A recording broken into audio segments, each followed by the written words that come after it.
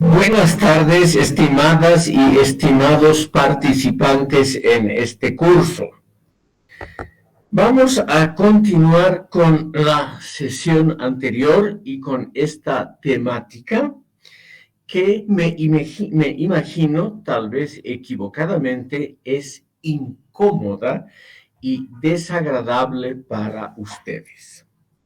Yo creo que las temáticas incómodas y desagradables, las que tocan precisamente elementos de la propia identidad, son las más interesantes para hacer avanzar el conocimiento y para llegar a saber algo original sobre uno mismo. Yo creo, estimado público, que por lo tanto tomar y mencionar temas incómodos para la identidad nacional son los mejores para comprender a esta última.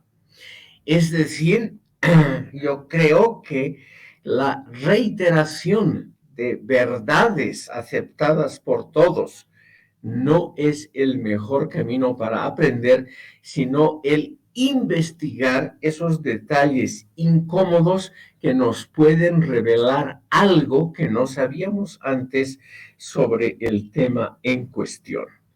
O sea, un enfoque lateral sobre temas que parecen incómodos, que parecen además secundarios en importancia, pueden tener su relevancia a la hora de comprender mejor una realidad, una teoría o un autor. Voy a empezar esta segunda parte, solo unos instantes, a mencionar algo sobre el estilo literario de Zabaleta Mercado, y creo que este tema precisamente es algo que no gusta.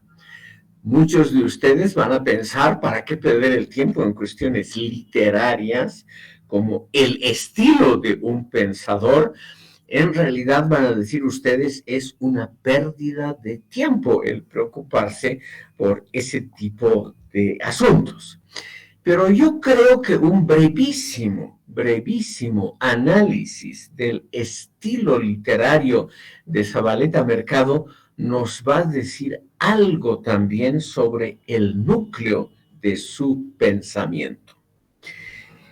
Quiero mencionar a ustedes dos temas relacionados con el estilo de Zabaleta Mercado. En primer lugar, la construcción de neologismos, es decir, la edificación de palabras nuevas que antes no eran usuales como algo original, como una creación interesante. Y yo tengo el presentimiento que esa creación de elementos de neologismos ha sido sola y exclusivamente una pérdida de tiempo, en realidad algo innecesario en la obra de Zabaleta. Y el segundo tema son las construcciones sintácticas, siempre muy complicadas en Zabaleta, que no creo yo que sean un aporte positivo al pensamiento filosófico y sociológico boliviano. Por ejemplo, les voy a citar algunos neologismos creados por Zabaleta, no utilizados ni por sus partidarios más acérrimos y que creo yo que no contribuyen a pensar más claramente sobre el tema. Lo que sigue es una lista de neologismos de Zabaleta Mercado tomados de las obras completas editadas por Mauricio Sousa Crespo. Ejemplos: el conocimiento circuido por las exultaciones, la nominación burocrático-transpersonal de los órganos, la totalización o intersubjetivización general, la fase no crepuscular de la existencia, las los camanduleos leguleyescos, las faramallas peligrosas, la obsesión del excedente, la constatabilidad reiterable, el comercio demiúrgico, la acracia, la hiperbolización, lo nacionalizatorio, lo eglógico, la poquedad, el exutorio, la vía Juncker, la certidumbre infusa, la ultimidad y la epítesis, lo caucídico, la externidad, lo quimerista y lo dominial, pertenecen a las palabras creadas por Zavaleta, y yo tengo mis serias dudas de que estas palabras sirvan para enriquecer las ciencias sociales y la filosofía boliviana. Ustedes naturalmente pueden arguir que lo nacionalizatorio es algo diferente a lo nacional o a lo nacionalista, y que por lo tanto se necesitaba la creación de una nueva palabra, un neologismo, para comprender este desarrollo social. También se puede decir que el conocimiento cercuido por las exultaciones denomina algo que ningún otro pensador había visto antes en la realidad boliviana, y que por lo tanto sirve efectivamente para comprender mejor este país.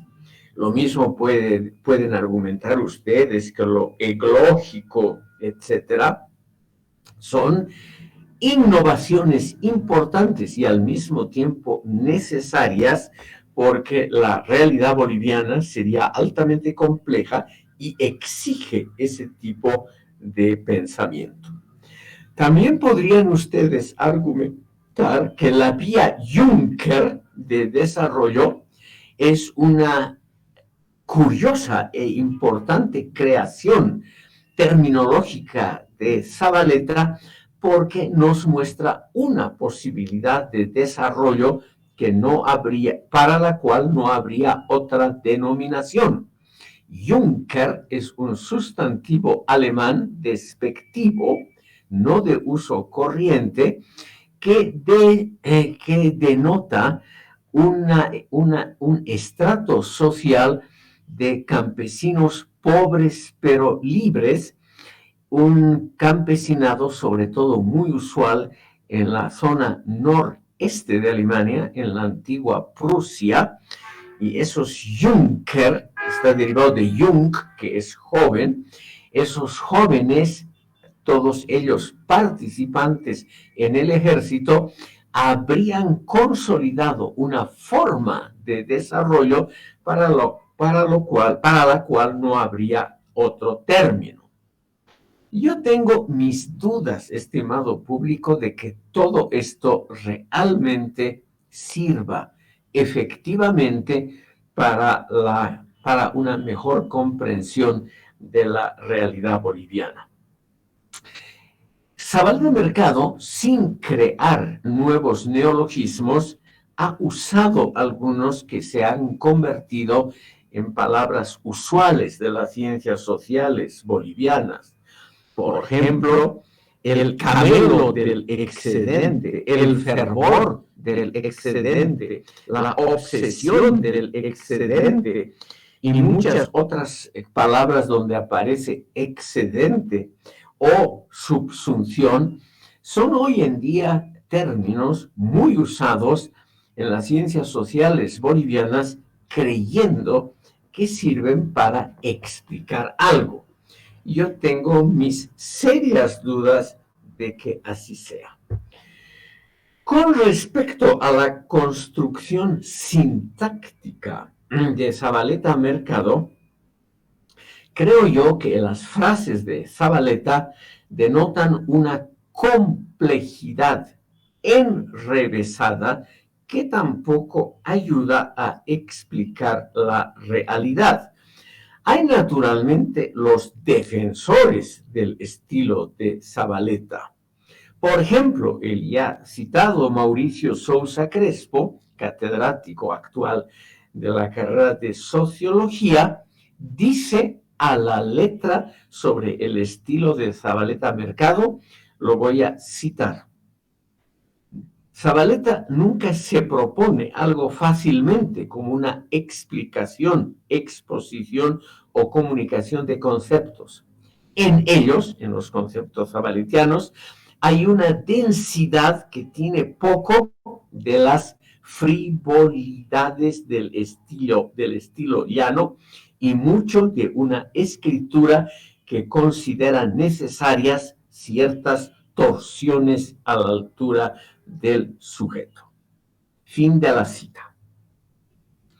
Esta es, estimado público, la defensa, digamos, usual del estilo de Zabaleta, acudiendo a un problema de contenido, a un aspecto, por lo tanto, que va mucho más allá del estilo. Y él da a entender, o sea, Mauricio Sousa Crespo, que el estilo llano es un estilo frívolo en ciencias sociales y filosofía, porque no tiene la densidad de los conceptos complicados de Zabaleta. Aquí yo quisiera decir, estimado público, dos cosas. En primer lugar, la complicación de un término parece sugerir la complejidad subyacente al mismo. O sea, un estilo enrevesado daría a entender que la complejidad de lo explicitado es necesaria porque esa complejidad no puede expresarse en términos simples. Esto, estimado público, no es tan así. Si nosotros pensamos en autores realmente importantes que han dicho además cosas novedosas que no habían sido pensadas o no habían sido pensadas con tanta exactitud y exactitud anteriormente, como por ejemplo Sigmund Freud o Nicolás Maquiavelo o el físico británico Isaac Newton, un gran estilista de la lengua inglesa, nosotros vemos que hay cosas novedosas que jamás habían sido dichas antes, pero que pueden decirse, como en los casos de Maquiavelo, Freud y Newton, que se pueden decir por medio de palabras simples. O sea, la complicación terminológica no corresponde necesariamente a la complejidad de contenido de lo tratado. También quisiera mencionar, estimado público, por qué a mí me parece interesante mencionar aquí rápidamente el estilo enrevesado de Zabaleta Mercado. Creo yo que aquí hay una vinculación muy fuerte con el espíritu colonial universitario. La colonia tuvo en el territorio actual de Bolivia una de las universidades más ilustres y más concurridas de todo el mundo iberocatólico, como fue la de San Francisco Javier de Chuquisaca, creada en 1624, o sea, muy pronto esa universidad va a festejar sus 400 años de vida. Pudiendo equivocarme muy fácilmente, me permito afirmar que la Universidad de San Francisco Javier promovió un estilo muy complicado de enseñanza y exposición de teorías. Un estilo muy enredado, generalmente dicho en latín, que se volvió uno de los distintivos de la cultura charquina, como nos ha explicado ese notable investigador de la época de Charcas, que fue Josep María Barnadas, hoy ya fallecido, uno de los grandes autores sobre la historia boliviana. La Universidad de San Francisco Javier no ha dejado al mundo una teoría, una doctrina, un debate, una discusión que hayan pasado los límites de la ciudad de Sucre. O sea, en el campo, digamos, principal de las actividades, en el campo del derecho y de la teología, no hay hasta hoy una gran teoría charquina o chuquisaqueña, una teoría, es decir, un conjunto de ideas que haya sido discutido a nivel continental o mundial, porque simplemente esa universidad produjo un estilo muy complicado y rebuscado de expresión, pero eran debates y discusiones sobre temas relativamente inocuos y hasta intrascendentes. Es decir, algo que realmente no ha servido para mejorar nuestra comprensión del mundo. Es por ello que no hasta hoy Chuquisaca y Sucre en el mundo universitario no han brillado excepcionalmente porque no hay una producción que merezca ser leída en épocas anteriores. Esa tendencia a discutir muy intensamente, pero acerca de temas triviales, no es algo nuevo o algo que solo ha habido en Sucre.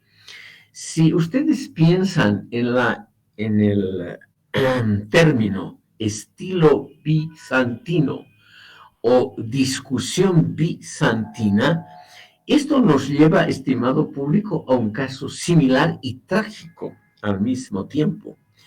Cuando la ciudad de Bizancio, Constantinopla, en el año 1453 estaba sitiada por los turcos otomanos, que la conquistaron y ocuparon, y terminaron ese año de 1453, terminaron con el Imperio Bizantino de Oriente, el Imperio Romano de Oriente. No solamente terminaron, sino que terminaron con la Edad Media, que tradicionalmente se la da por concluida en 1453, justamente con la toma por los turcos otomanos musulmanes de la ciudad. Durante el asedio, los monjes de la ciudad, en lugar de ocuparse también de defender a la ciudad o de hacer algo por la alimentación de la gente o cualquier necesidad primordial, se dedicaron a discutir sobre temas bizantinos como, por ejemplo, el sexo de los ángeles. Entonces, esta imagen, que puede ser obviamente un poquito exagerada, pero es una imagen que nos muestra lo siguiente. Una ciudad y un imperio están a punto de periclitar realmente, o sea, de desaparecer por la toma de Constantinopla, el último bastión del Imperio Romano de Oriente, a manos de los musulmanes, de los turcos otomanos, y la clase pensante, los monjes, en lugar de contribuir en algo, preocuparse, qué sé yo, por la atención a los heridos o algo así, se preocupan de discutir el sexo de los ángeles, o sea, un tema realmente frívolo e intrascendente para la propia teología cristiana y para la filosofía en general. Por eso es que el tema bizantino, perdón, la palabra, el adjetivo bizantino o el sustantivo bizantinismo alude a una discusión muy complicada y enrevesada, pero sobre un tema totalmente sin importancia. Yo supongo que la Universidad de San Francisco Javier ha heredado un poco, por lo menos, de esa tendencia. Y por lo tanto, creo que el estilo de René Zavaleta Mercado y la construcción que él ha hecho de neologismos no es algo que haya ayudado a la comprensión de la realidad, sino a la complicación de la misma. Por lo tanto, lo que dice Mauricio Sousa Crespo, que el estilo llano es un estilo frívolo, creo yo que es justamente la herencia de esa tradición escolástica y bizantina que no llega al fondo de los temas, que se dedica a complicar la exposición de los mismos, pero que en la Academia Boliviana posterior se constituye en un elemento importante de la identidad cultural, por lo menos de la identidad literaria. Y creo yo que esa construcción barroca, envolvente y tupida no es la mejor del mundo. El propio Zavaleta enalteció a autores entre sí muy dispares, pero que algunos generaron, como él mismo admite, una construcción barroca, envolvente y tupida. Eso lo dice, estimado público, en su obra El Estado Nacional o Pueblo de Pastores. Y en esta obra de 1963, muy temprana, se hacen evidentes las inclinaciones románticas de Zavaleta, aunque él mismo se reclamase de una cientificidad muy severa. Tempranamente, Zavaleta propuso una forma literaria, lo real maravilloso, siguiendo al gran novelista cubano Alejo Carpentier, como posibilidad de comprender de modo conveniente la historia de América. Eso lo dice explícitamente en su obra Estado Nacional o Pueblo de Pastores. Entonces, quiere decir que Zavaleta, él nos da a entender que un estilo sin complicaciones barrocas no está a la altura de la densidad o complejidad del objeto estudiado. Algo muy similar ocurre en varios escritores latinoamericanos. Ernesto Laclau es otro ejemplo de esa tendencia a creer que un estilo enredado es al mismo tiempo una muestra de profundidad. Lo profundo es, lamentablemente, en la cultura boliviana muy usual, lo profundo confundido con lo complicado, con lo enrevesado, con lo oscuro.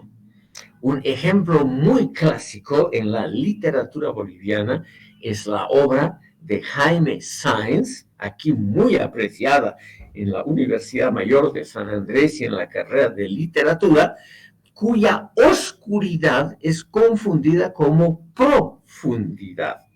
Y eso, estimado público, es una herencia muy clara del mundo barroco, o sea, de un mundo que es seguramente muy importante en literatura, en la creación artística. No hay duda, el barroco ha hecho aportes muy serios. Pero no creo yo que la exposición barroca de problemas filosóficos o sociológicos sea realmente un invento de importante que haya producido al mismo tiempo un progreso en el conocimiento. Pasando de este tema a otro muy diferente, así vamos poco a poco adentrándonos de manera lateral a la obra de René Zavaleta Mercado, vamos a ver la cuestión del sujeto revolucionario, porque este es un tema muy importante en el marxismo latinoamericano. Yo simplemente quiero recordar a ustedes que el gran Marx creyó de buena fe que el proletariado industrial, el proletariado que trabajaba en las fábricas modernas de los centros metropolitanos como Gran Bretaña, que ese proletariado industrial iba a ser la clase universal por excelencia y por lo tanto la clase revolucionaria que iba a poner fin a las alienaciones modernas y a toda forma de explotación. Marx creyó que iba a haber un proceso doble de pauperización, o sea, empobrecimiento de la clase proletaria, ligado a un proceso de polarización de clases en las sociedades industriales del futuro. O sea, Marx creyó que la estructura de clases se iba a polarizar, generando un proletariado inmenso, pero muy pobre, cada vez más empobrecido y por lo tanto con más tendencias revolucionarias, y una clase burguesa de propietarios cada vez más pequeña, pero cada vez más explotadora de los otros sectores sociales. Ya en el siglo XIX, estimado público, no ocurrió tal cosa. Es decir, ya en vida de Marx, quien murió en 1883, y en vida de Engels, quien murió en 1895, se percibió que no había lugar para ese proceso doble de polarización de clases y pauperización del proletariado. Es por ello que Engels, en sus últimos escritos, no propone la revolución proletaria violenta, sino un proceso electoral mucho más suave y pacífico, por el cual el proletariado se acerca a la toma del poder lentamente, sin necesidad de una revolución radical. El albacea y heredero de Engels, Eduard Bernstein, quien es considerado también como el primer disidente dentro de las filas del marxismo, se dio cuenta que no iba a existir ese doble proceso profetizado científicamente por Marx, sino que las clases medias iban a permanecer vigentes e iban a aumentar su importancia, cosa que en todos los países europeos y norteamericanos ha tenido lugar. La clase media es la clase que más se ha expandido y no ha habido esa polarización radical diagnosticada como inevitable por Marx. En el caso boliviano, René Zavaleta Mercado creyó que la clase universal por excelencia, por lo tanto, la clase que iba a realizar la revolución radical socialista en Bolivia, iba a ser el proletariado minero. Sobre el proletariado minero, estimado público, la obra de Zavaleta es muy rica en expresiones muy positivas que ustedes pueden ver fácilmente leyendo cualquier texto de René Zavaleta. Es decir, estimado público, Zavaleta, sin pertenecer al proletariado minero, y me atrevo a decir, para provocar a ustedes, sin contacto personal permanente con el proletariado minero, tendió a enaltecer a esta clase, tendió a embellecer sus méritos, a callar sus falencias y a creer que el proletariado minero era la clase universal en Bolivia que iba a hacer la revolución socialista del futuro y por lo tanto que iba a claramente a explicitar la revolución socialista marxista en territorio boliviano. Ahora, estimado público, como ustedes saben, esto no ha ocurrido. Es más, el proletariado minero se vino abajo como clase universal con el cierre de las principales minas estatales en agosto de 1985, o sea, a los pocos meses del fallecimiento de René Zabaleta Mercado, la clase minera, el proletariado industrial minero, se redujo a su mínima expresión. Esto, estimado público, era algo que no podía obviamente predecirse con exactitud. Pero lo que ya se podía ver a partir de los años 30 y 40 en Bolivia, o sea, hasta antes del nacimiento de nuestro pensador René Zabaleta Mercado, es que el proletariado minero tenía límites demográficos estrechos. Se necesitaba una cantidad relativamente pequeña de trabajadores mineros para hacer funcionar la muy importante industria de las minas en el país. La clase mayoritaria explotada aquí fue la clase campesina, una clase que no recibió el interés analítico de Zabaleta Mercado, porque obviamente no estaba esa clase como vista como la clase que iba a hacer la revolución proletaria en Bolivia. Por lo tanto, Zabaleta, hay que decirlo muy claramente, apostó por la clase equivocada. Simplemente en términos numérico-demográficos y también en términos políticos, el proletariado minero, pese a su peso que pudo haber tenido hasta 1985, nunca llegó a ser ni mayoritaria demográficamente, ni tuvo la importancia decisiva que Marx confirió al proletariado urbano en los países industrializados. Este ensalzamiento muy intenso del proletariado minero en la obra de René Zabaleta Mercado nos lleva, creo yo, a otro tipo de problemas que aparecen en la obra de Zabaleta y que para más o menos ir terminando la temática zabaletiana en forma crítica, me permito mencionar.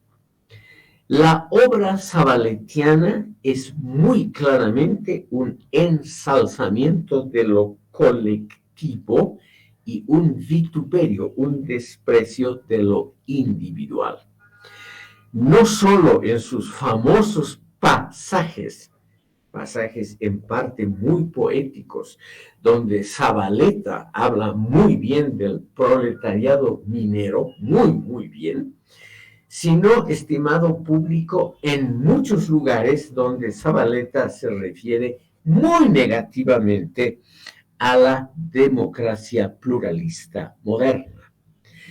Él ya en 1963 habla de los derechos humanos, el pluralismo político, el derecho de terceros, de todas esas instituciones clásicas de la democracia moderna, habla muy mal de ellas.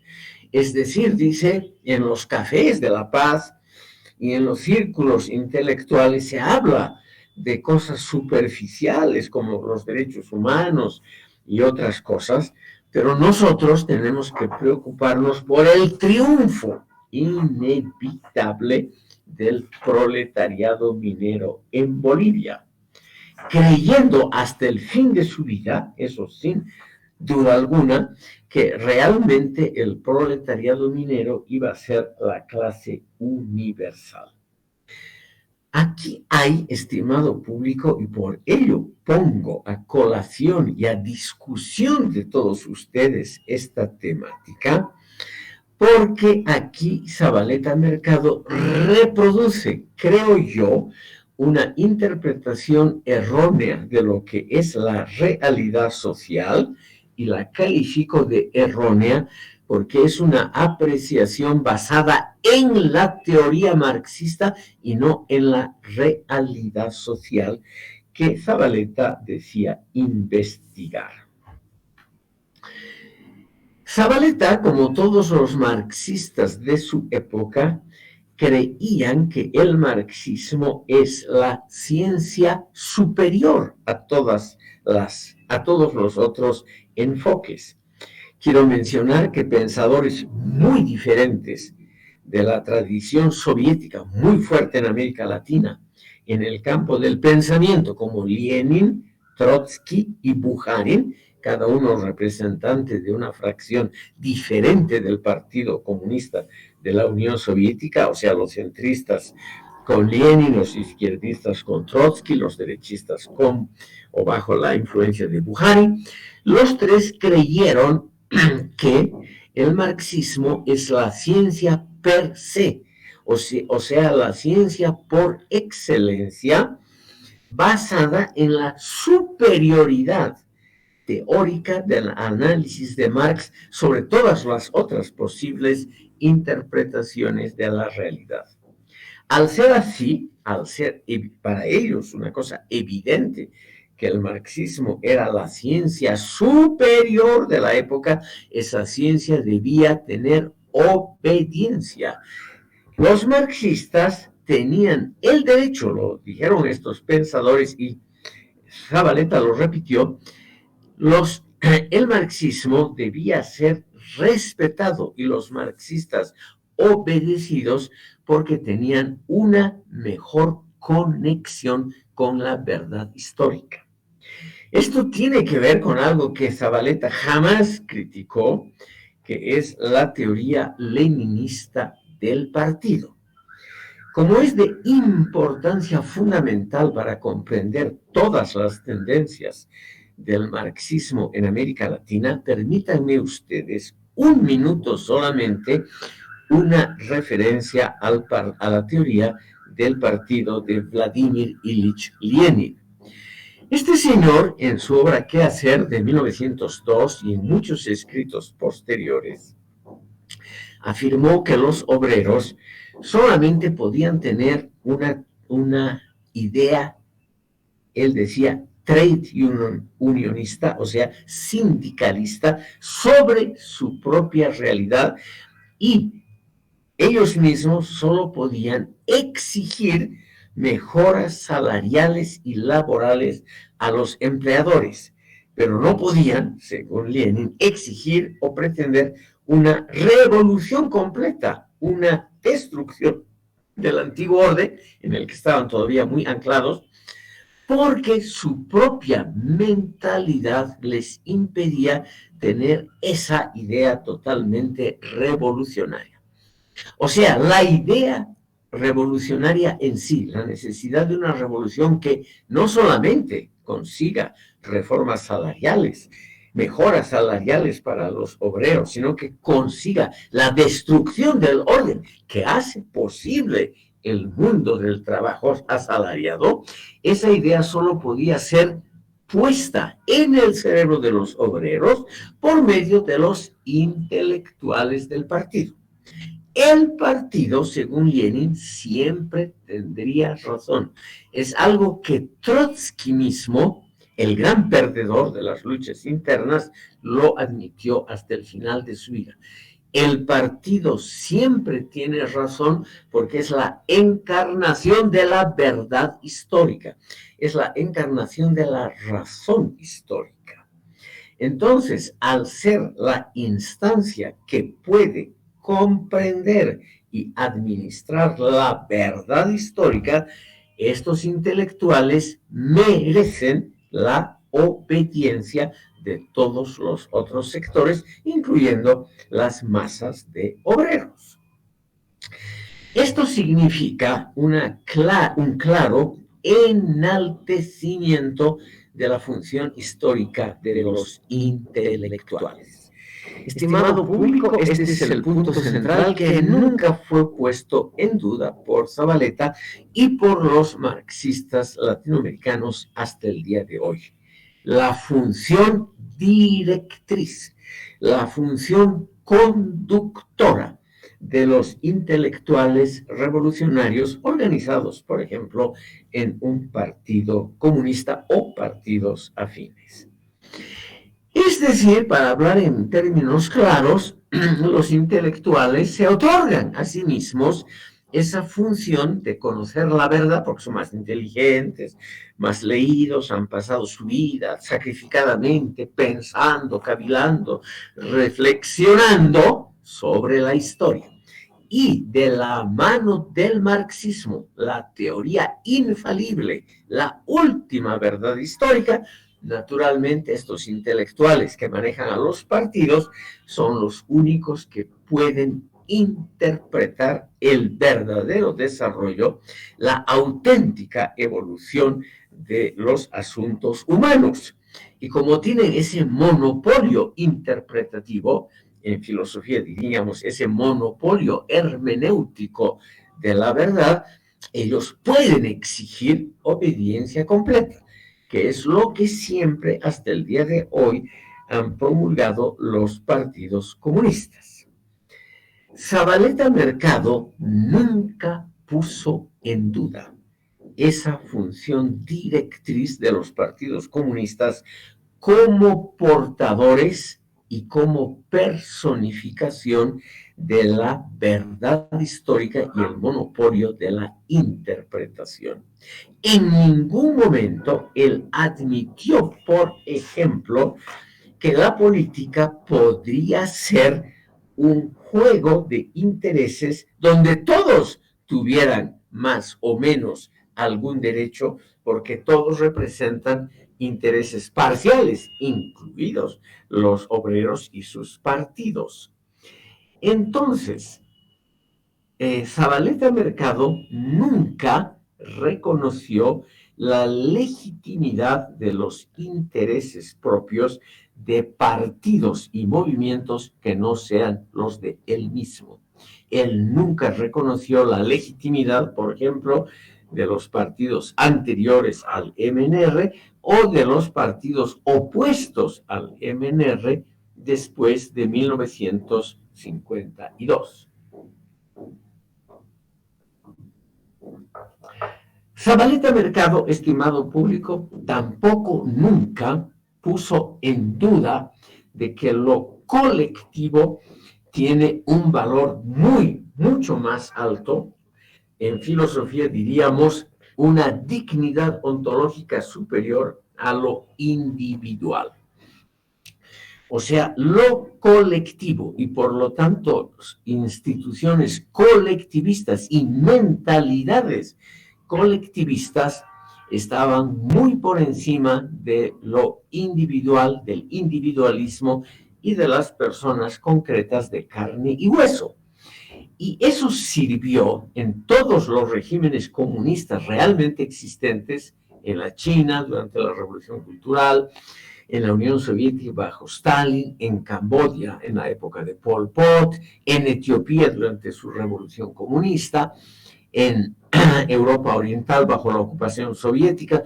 Todo ello sirvió para devaluar la función, el rol de los individuos y para ensalzar el rol de lo colectivo, como el partido.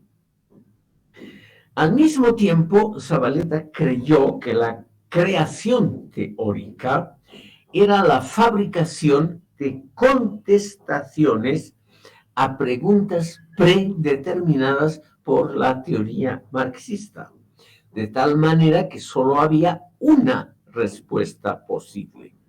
La obra de Zabaleta, creo yo, hasta el último libro, Lo Nacional Popular en Bolivia, es la contestación de alguien que cree estar que cree tener la propiedad, o por lo menos el manejo de la verdad absoluta, y nos va dando de arriba, nos va dictando verdades que debemos aceptar como tales. Por lo tanto, ese estilo complicado se une, se vincula con una tendencia teórica dogmática a creer que uno tiene la verdad y que el deber de ese uno del que habla del autor, o sea, de Zabaleta mismo, el deber de uno es explicitar a las masas esas verdades hasta que las masas las comprendan y las consideren propias. Imagínense ustedes, esta la llamaría yo claramente arrogancia. El creer que uno, por las dilatadas lecturas de las obras de Marx, Engels, Lenin, Gramsci, etc., y la comprensión de la realidad boliviana, porque uno utiliza creativamente el marxismo, el creer que uno puede naturalmente imponer su línea como la verdadera al partido, y si el partido toma el poder, a la sociedad en su conjunto. Entonces, el estilo de las obras nos es ya más comprensible porque las obras de Zavaleta tienen citados de Marx y Engels, y Gramsci y Lenin, solo para, en el fondo, sostener la propia verdad que él la sabe ya a priori. O sea, a priori, antes de la experiencia empírica. Él creía siempre que ya él desde niño había comprendido cómo funciona la sociedad boliviana. En eso él era, la posición de Zavaleta era muy similar a la posición de los marxistas bolivianos en general, que creen tener el monopolio de la verdad y que por lo tanto hay una posición maniqueísta en el sentido original del término, la contraposición entre una verdad que es la propia y el resto de las posiciones que son las equivocadas. Y eso obviamente es una herencia, una clara herencia también del mundo ibero-católico, que siempre operó con ideas similares. No crean ustedes que esto es algo tan raro. También anarquistas y izquierdistas tienen las mismas opiniones dogmáticas. Para no aburrirlos mucho, quiero contarles una pequeñísima anécdota que nos muestra el carácter dogmático de muchas tendencias que dicen mejorar el mundo.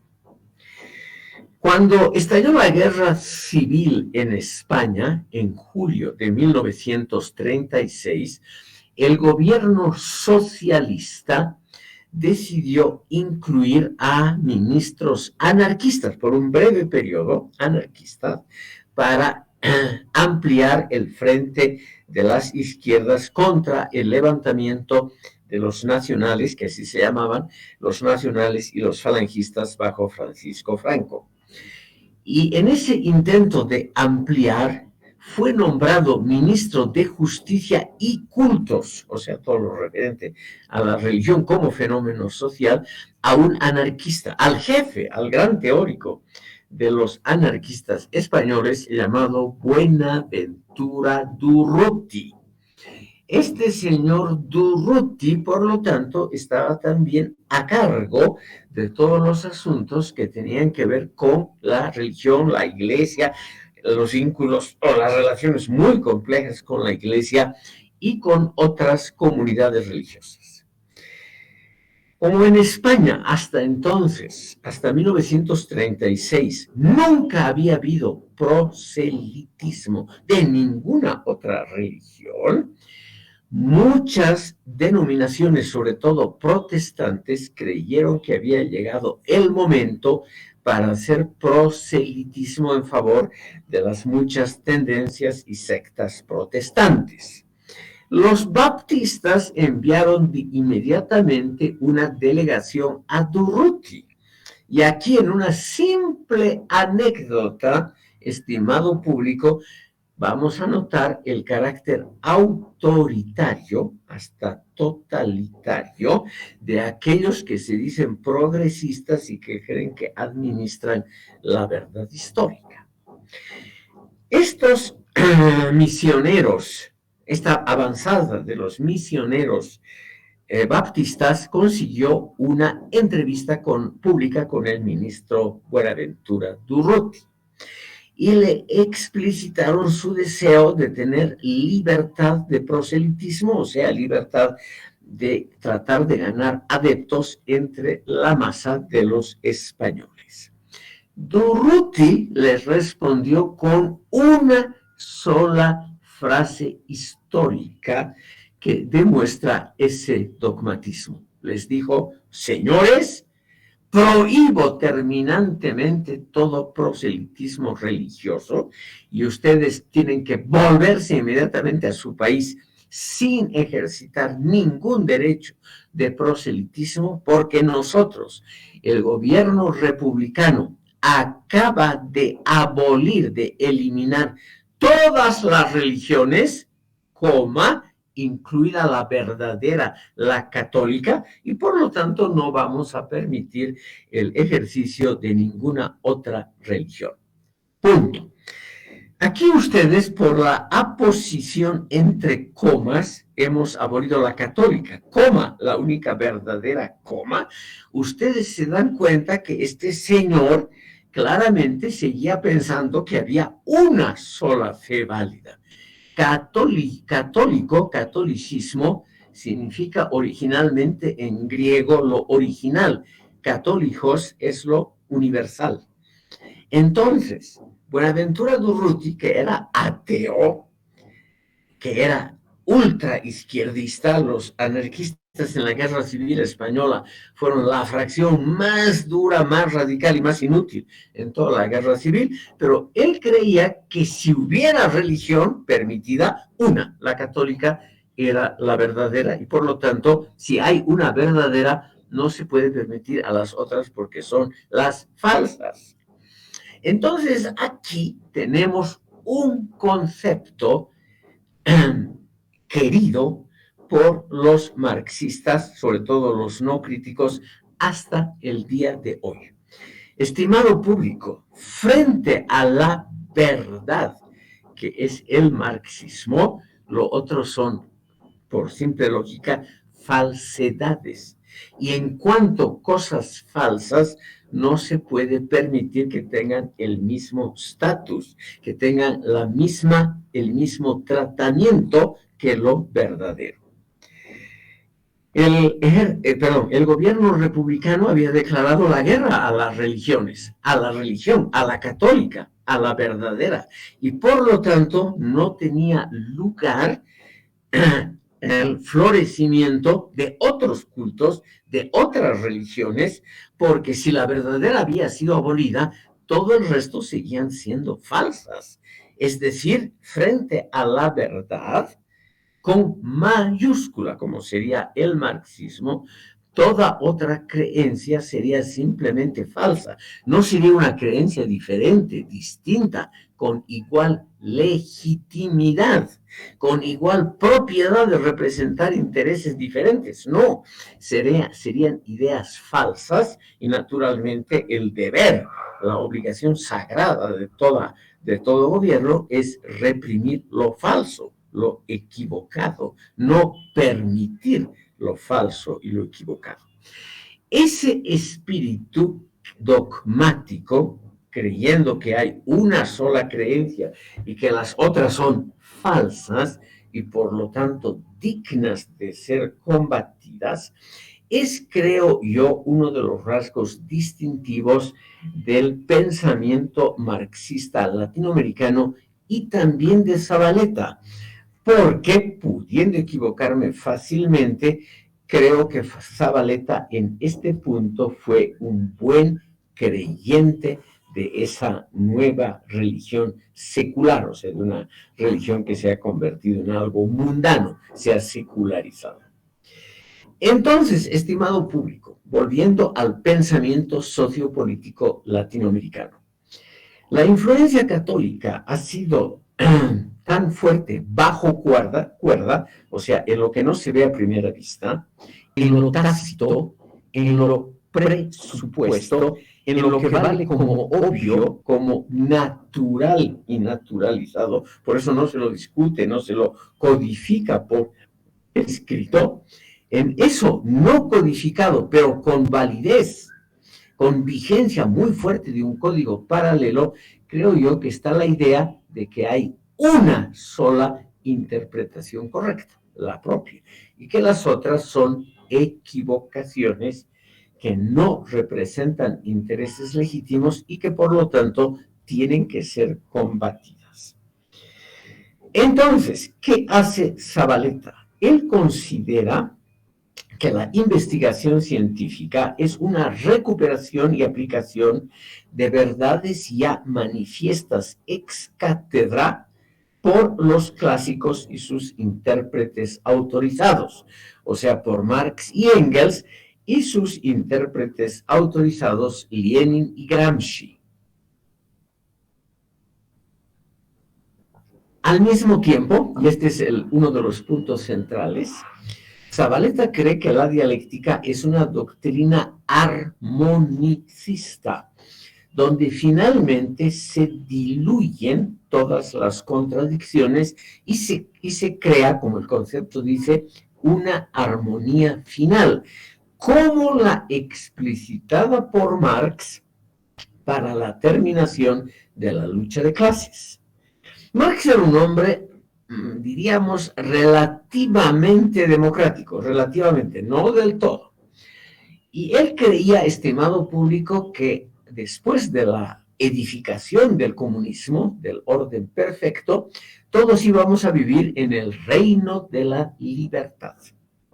La revolución socialista iba a ser el paso entre el reino de la necesidad, que eran los regímenes clasistas anteriores al socialismo, y el régimen de la libertad, el reino, perdón, como decía Marx, el reino de la libertad, que iba a ser la consecución del régimen socialista. Pero este régimen de la libertad no incluía la libertad política. Marx nunca pensó que en la época ideal, cuando ya hay el socialismo, cuando ya todos seamos felices, porque hemos sido liberados de las alienaciones modernas, que nosotros podríamos fundar partidos políticos, porque eso sería la manifestación de intereses particulares, que en cuanto a intereses particulares e individuales, naturalmente no tenían ni la justificación histórica, ni la dignidad filosófica, ontológica de ser permitidos en el mundo ideal, en la utopía hecha realidad. Cuando los socialistas toman el poder en la Unión Soviética en 1917 y así sucesivamente en varios países en el mundo, por ejemplo en Afganistán, en 1979 toman el poder, los socialistas, no los actuales talibanes, sino el Partido Comunista de Afganistán toma el poder en 1979 por un golpe de Estado, no por elecciones. Ellos creen que cualquier fundación o cualquier existencia de partidos políticos diferentes del oficial del comunismo es una aberración que tiene que ser combatida, porque representa una falsedad. Es decir, no solamente representa otros intereses tan legítimos como los del proletariado, no, eso de ninguna manera, sino que la pluralidad de partidos políticos, la pluricochinada, como la llamaba Fidel Castro, eso sería la representación de la falsedad y de los particularismos, y por lo tanto había que prohibir. Ningún régimen socialista en la historia universal ha permitido la existencia de partidos políticos diferentes del propio cuando el régimen ya estaba afianzado y era todopoderoso. Obviamente tuvo que permitir un régimen socialista como bajo Salvador Allende entre 1970 y 1973, tuvo que permitir la existencia de otros partidos porque era un régimen minoritario en el Parlamento. En el Parlamento chileno, bajo Allende, la oposición tenía mayoría y como el socialismo era relativamente minoritario, los socialistas decían todavía minoritario, entonces tuvieron que aceptar de mala gana la existencia del pluralismo partidario. Pero ¿dónde pudieron? En toda Europa Oriental en 1945, en la China después del triunfo del Ejército Rojo en 1949, en Cuba en 1959 y así sucesivamente en Camboya al comienzo de los años 70, etcétera, donde tuvieron mano libre, socialistas y comunistas, una de las primeras cosas que hicieron es prohibir partidos que no sean el propio, prohibir órganos de prensa, televisión y difusión de ideas que no sean los propios, prohibir asociaciones de intereses, hasta las más inofensivas, como asociación de pequeños propietarios rurales, asociación de comerciantes. Todo eso hasta hoy, por ejemplo, está prohibido en Cuba. No existe ninguna representación de pequeños propietarios, de peluqueros, sindicato de taxistas, nada de eso, ninguna representación de intereses, porque sería la representación de lo particular y de lo falso. Entonces, Zabaleta conoció todo eso, ya había pasado, hasta había pasado ya el régimen de Pol Pot en Camboya, el más sanguinario de la historia universal. El régimen de Pol Pot, por ejemplo, liquidó a 1/3 de la población camboyana. Había pasado ya la época de Stalin, pero se conocían todos los detalles en la época de Zabaleta Mercado. Por ejemplo, ya había habido el año 56 el vigésimo Congreso del Partido Comunista de la Unión Soviética en febrero de 1956, en el cual el secretario general del Partido Comunista y primer ministro, presidente del Consejo de Ministros de la Unión Soviética, el camarada Nikita Khrushchev, ya había claramente descubierto al público lo que había sido el culto a la personalidad de Stalin y los millones de muertos, con datos muy claros sobre lo que había significado el stalinismo, o sea, un régimen comunista, para la propia Unión Soviética, régimen bajo el cual el propio Khrushchev fue ministro, o sea, alto funcionario de Estado. Pero en fin, le corresponde el mérito histórico de haber de alguna manera aclarado el propio pasado, y eso no está mal, estimado público. Realmente es un mérito histórico el haber por lo menos en un aspecto, el aspecto de las peores matanzas de Stalin, pero él, Khrushchev, no dijo que el régimen de Stalin estaba equivocado, sino que se debían a excesos del culto de la personalidad, nada más, nada más. Todo lo que había hecho, la colectivización forzada, el hambre en Ucrania, todo estaba perfecto, eso no había problema alguno.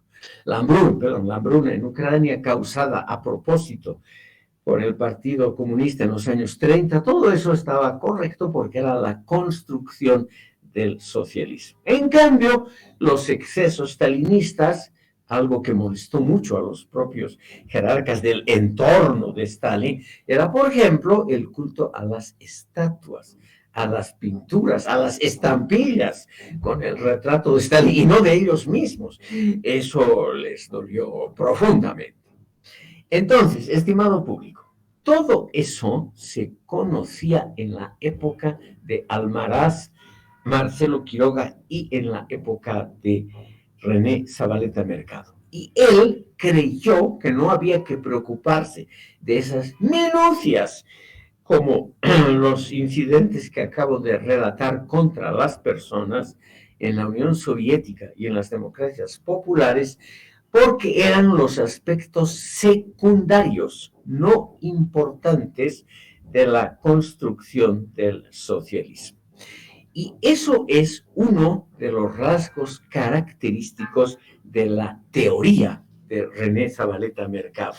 Como les decía, la creencia de que hay una clase universal, el proletariado minero en Bolivia, que esa clase universal va a ser la revolución total y que hay que ayudar, que más bien la labor del intelectual es contribuir obedientemente a la construcción de ese socialismo.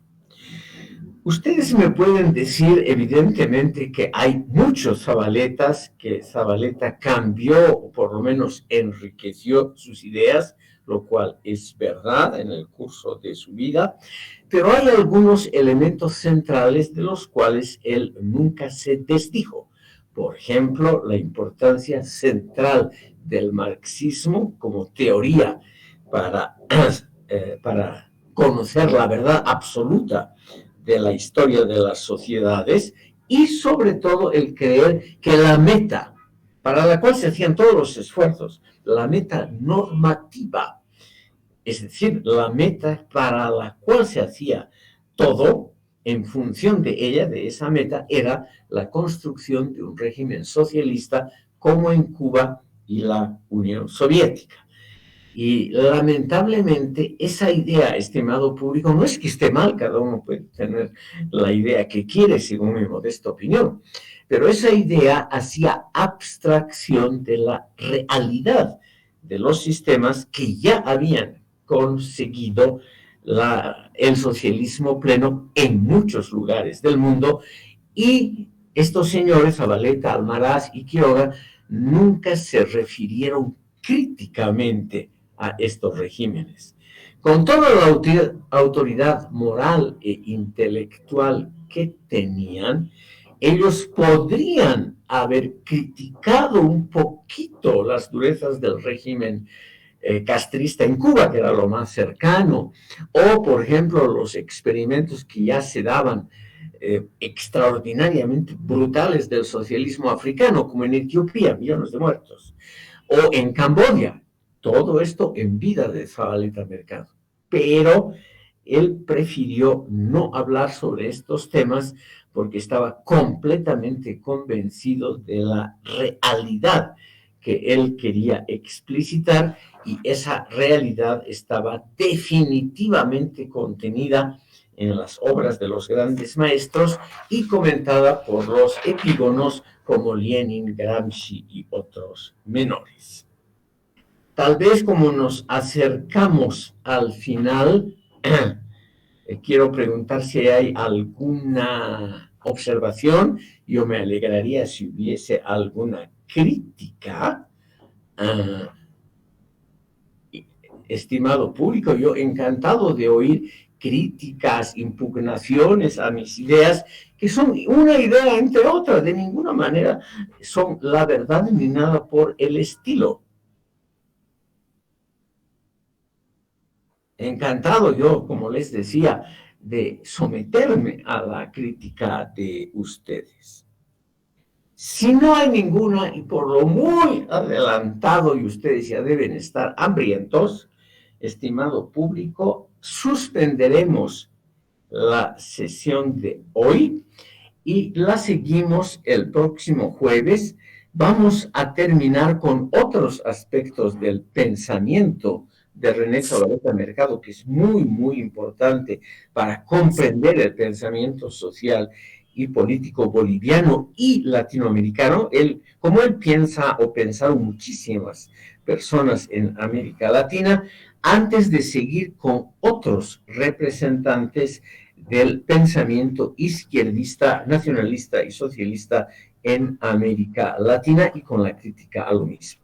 Si no hay ninguna observación, crítica, impugnación de ustedes, entonces yo me despediría y les desearía un buen fin de semana y nos veríamos el próximo jueves. Hasta luego.